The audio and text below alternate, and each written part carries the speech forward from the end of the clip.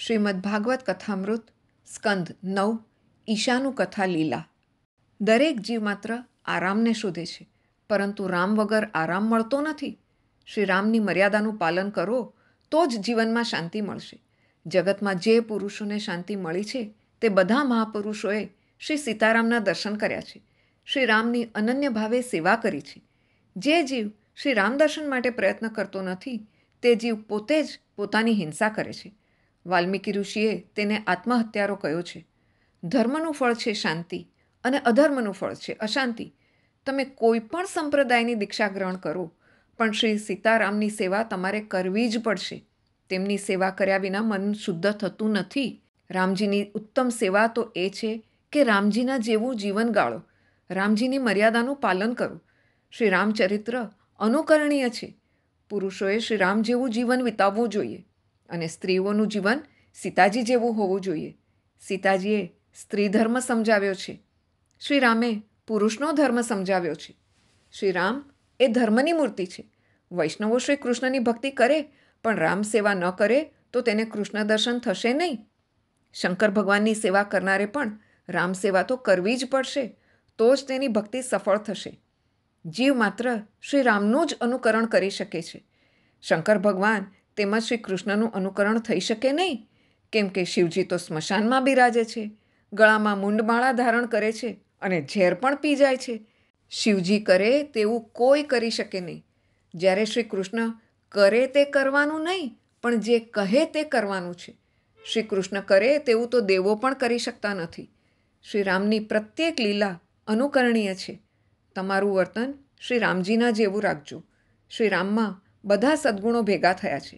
શ્રી રામની માતૃપિતૃ ભક્તિ, તેમનો ભ્રાતૃપ્રેમ, શ્રી રામનો સદાચાર, સરળતા, ધૈર્ય, ગાંભીર્ય, એકપત્ની વ્રત, ઉદારતા, આ બધા દિવ્ય સદ્ગુણો તમને કોઈ એક વ્યક્તિમાં જોવા મળશે નહીં. શ્રી રામ પ્રત્યેક સ્ત્રીમાં માતૃભાવ રાખતા. કોઈ પણ સ્ત્રીને શ્રી રામ કામભાવથી જોતા નહોતા. મનુષ્ય એક બાજુથી પુણ્ય કરે છે અને બીજી બાજુથી પાપ પણ ચાલુ રાખે છે. સરવાળે કંઈ હાથમાં આવતું નથી. શ્રી રામની ઉત્તમ સેવા એ જ કે શ્રી રામની આજ્ઞાઓનું પાલન કરવું. વર્તન તમે રાવણ જેવું રાખો અને રામ નામનો જપ કરો તો રામ નામનું ફળ મળતું નથી. વર્તન રામ જેવું રાખો અને રામ નામનો જપ કરો તો તાળવામાંથી અમૃત ઝરશે. શ્રી રામ હંમેશા માતા પિતાની આજ્ઞામાં રહે છે. તેઓ હંમેશા માતા પિતાને પ્રણામ કરે છે અને તેમની સેવા કરે છે. જ્યારે આજકાલના છોકરાઓને તો મા બાપની સેવા કરવી નથી, પરંતુ તેમની મિલકત લેવી છે. તમે ભગવાનની ભક્તિ વધારે ન કરો તો ચાલે, પણ માતા પિતાની સેવા કરવી એ મહાપુણ્ય છે. માતા પિતા તો લક્ષ્મીનારાયણનું સ્વરૂપ છે, તેમને વંદન કરો. શ્રી રામની ઉદારતા, દીનવત્સલતાનો જોટો જગમાં ક્યાંય જોવા મળતો નથી. તેમના જેવા રાજા થયા નથી અને ક્યાંય થવાના પણ નથી. ऐसा को उदार जग माही, ऐसा को उदार जग माही, बिन सेवा जो द्रवे दिन पर, राम सरिस को नाही, ऐसा को उदार जग माही, जोगत योग विराग जतन करी, नहीं पावत मुनि ज्ञानी, सोगति देत गिध सबरी कहा, प्रभु न बहुत जय जानी, ऐसा को उदार जग माही. तुलसीदास सब भांति सकल सुख, जो चाहसे मन मेरो, तो भजु राम काम सब पूरन, करहि कृपा निधि तेरो, ऐसा को उदार जग माही. રામચરિત્ર દિવ્ય અને સર્વને ડોલાવે છે. તેથી મહાત્માઓ કહે છે કે સર્પને કાન કેમ નથી આપ્યા તેનું કારણ જાણો છો? સાપોમાં મુખ્ય શેષનાગ કહેવાય છે. તેની ફણા ઉપર આ ધરતી રહેલી છે. જો શ્રી રામજીની કથા શ્રવણ કરતાં શેષનાગ ડોલે તો આ ધરતીનો વિનાશ થાય. બ્રહ્માજીએ વિચાર કર્યો કે આખું બ્રહ્માંડ શેષજીના માથે છે અને જો તેમને કાન હોય અને તે શ્રી રામની કથા સાંભળે અને ડોલવા લાગે તો બ્રહ્માંડનો નાશ થાય. વાલ્મીકીજી વિચાર કરે છે કે રામને કોની સાથે સરખાવું, રામને શી ઉપમા આપું. બહુ વિચાર કર્યો પરંતુ કોઈ ઉપમા ન જડી ત્યારે બોલ્યા કે રામ જેવા રામ જ છે. તમે ગમે તે દેવને માનો પણ વર્તન રામજી જેવું રાખજો. શ્રી રામે દશરથજીના બધા સદ્ગુણો અપનાવ્યા છે પણ તેમનું બહુપત્ની વ્રત રાખ્યું નથી. રામજી તો એક પત્ની વ્રત પાળે છે. પુરુષ એક જ સ્ત્રીમાં કામભાવ રાખે અને ધર્માનુકૂળ કામ ભોગવે તો તે ગૃહસ્થ હોવા છતાં બ્રહ્મચારી છે. કામને એક જગ્યાએ સંકુચિત કરવા માટે જ લગ્ન છે.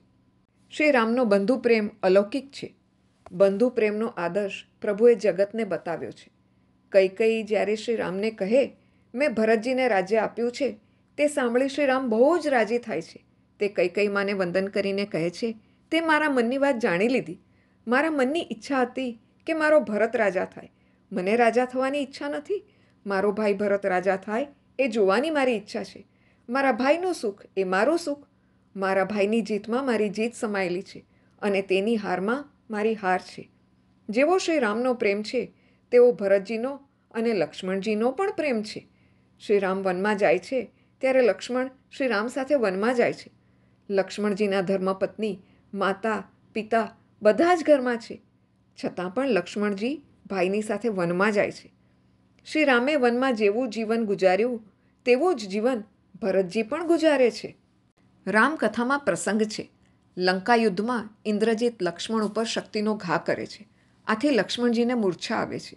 તે સમયે શ્રી રામ લક્ષ્મણજીનું મસ્તક પોતાના ખોળામાં લઈ રડતા રડતા કહે છે જગતમાં બહુ શોધ કરીએ તો સીતાજી જેવી સ્ત્રી કદાચ મળશે પણ મારા લક્ષ્મણ જેવો ભાઈ મળવો દુર્લભ છે. ભાઈ આજે તું કેમ બોલતો નથી?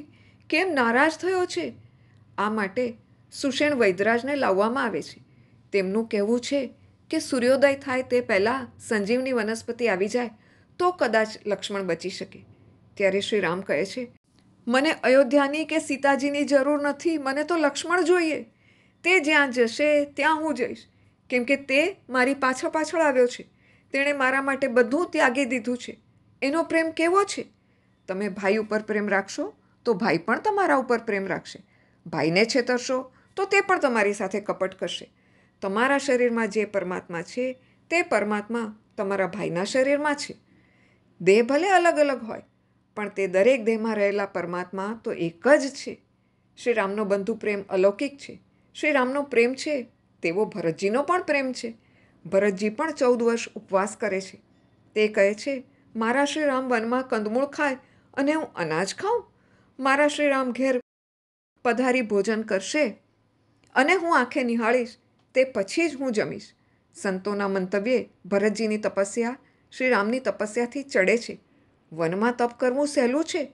રાજમહેલમાં તપ કરવું ઘણું કઠિન છે. શ્રી રામની સેવામાં તો સીતાજી અને લક્ષ્મણ છે જ્યારે ભરતજીએ તો કોઈની સેવા લીધી નથી. વનવાસમાં શ્રી રામ દર્ભની પથારીમાં સૂઈ જાય ત્યારે ભરતજી તો ધરતી પર સૂઈ જાય છે. આ કેવો બંધુ પ્રેમ છે? તમે પણ તમારા ભાઈ જોડે લક્ષ્મણ અને ભરત જેવો પ્રેમ કરજો. ભાઈને છેતરશો નહીં. તેની સાથે કપટ કરતા નહીં. કૃષ્ણાર્પણ.